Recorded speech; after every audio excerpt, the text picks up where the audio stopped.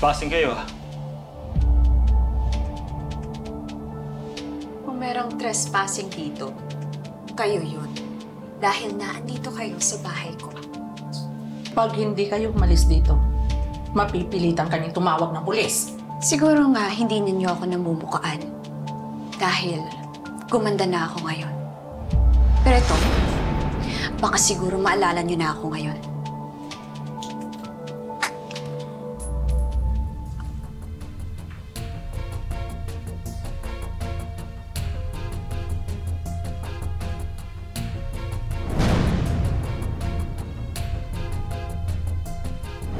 Yung wedding ring nito. Tonet?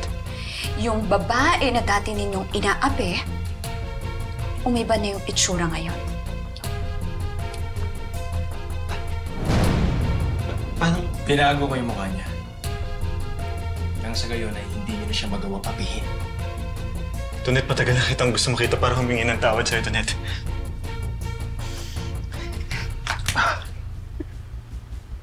Tigilan mo nga ako, Ivan.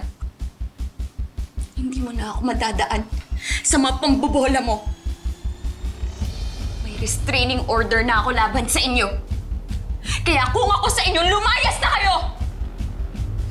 Hindi kami aalis dito! May karapatan kami dito! Gumanda ka lang? Umangas ka na? Umalis na nga kayo!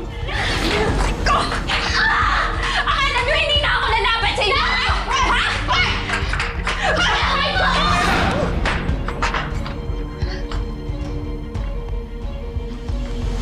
Para sa lahat ng kawalang yaan na ginawa ninyo sa akin dati! Dahil sa lahat ng ginawa ninyo sa akin!